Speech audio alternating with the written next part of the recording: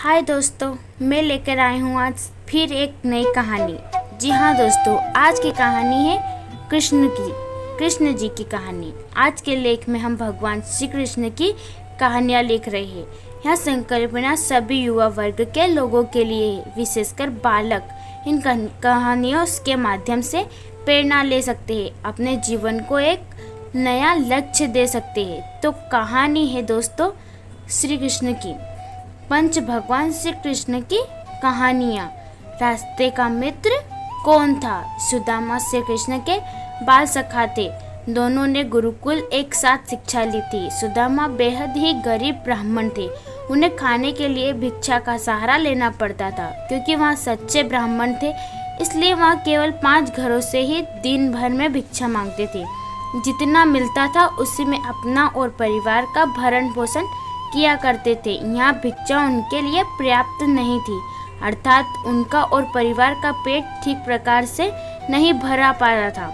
इसी भिक्षा से अतिथि सत्कार भी हुआ करता था। सुदामा की पत्नी को यहाँ ज्ञात था कि श्री कृष्ण द्वारिका के महाराज है। वहाँ सुदामा के बाल सखा है। उनके ऐश्वर्य और वैभव की ख्याति दूर दूर तक फैली हुई थी। अगर सुदामा अपने सखा से सहायता मांगते तो वहाँ ना नहीं कहते। ऐसा विचार करते हुए उन्होंने काफी प्रयत्न के बाद सुदामा को द्वारिका जाने के लिए मना लिया। रास्ता बहुत लंबा था और जाने का एकमात्र साधन स्वयं अपने 2 पैर थे। सुदामा अपने मित्र से मिलने संकोच और लज्जा के साथ द्वारिका की ओर निकल गए। काफी दूर चलने के बाद उन्हें रास्ते में मुरारी से भेंट हुई। उनके पास एक बैलगाड़ी थी जिस पर व्यापार के सारा माल लगा हुआ था। मुरारी ने सुदामा को अपने साथ द्वारिका चलने के लिए मना लिया। दोनों बैलगाड़ी में सवार होकर द्वारिका की ओर चलने लगे। रास्ते भर मित्र की भांति मुरारी सुदामा के साथ हंसी ठिठोली करता रहा। द्वारिकाधीश उसके मित्र है, इस पर भी उसका उपहास करता रहा, किंतु सुदामा उसकी बातों से जरा भी क्रोधित नहीं हुआ। द्वारिका के निकट पहुंचने पर मुरारी ने अपनी बैलगाड़ी प्राचीन मंदिर के पीछे रोक दिया और सुदामा को कहा, विप्रात, अब आपकी और मेरी राह अलग है। अब आप द्वारिका प्रस्थान कीजिए और मैं अपने व्यापार के लिए आगे बढ़ूंगा। ऐसा कहते ही दोनों अपनी राह अलग अलग चुन ली। सुदामा कुछ दूर गया ही होगा कि वहाँ धन्यवाद और उससे कहा रहता जानने के लिए मंदिर के पीछे गया, किंतु वहाँ कोई नहीं दिखा और ना ही बैलगाड़ी या उसका कोई नामो निशान। सुदामा आश्चर्य और स्तंभ रह गया। उसको समझ में कुछ नहीं आया था। अभी वहाँ एक क्षण पहले मुरारी के साथ बातचीत कर रहा था, दूसरे क्षण वहाँ कोई नहीं है। वहाँ समझ गया, यहाँ अवश्य ही उसके मित्र छलिया श्री कृष्ण की कोई लीला होगी।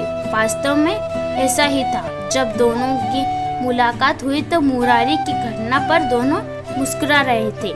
कहानी का समापन। श्री कृष्ण जी विष्णु के अवतार माने गए हैं। वह पृथ्वी पर एक सामान्य मनुष्य की भांति अपने कार्यकल्पनाओं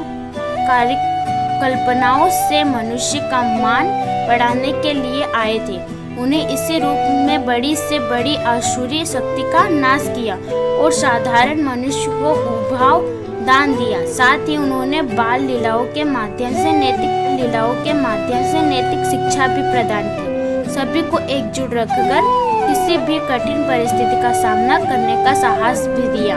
यह कहानी मुख्य रूप से बालकों के लिए लिखी थी, जो उनके नैतिक और शारीरिक शिक्षा विकास को ध्यान में रखते हुए लिखा गया। आशा है यह कहानी आप सभी को पसंद आई हो।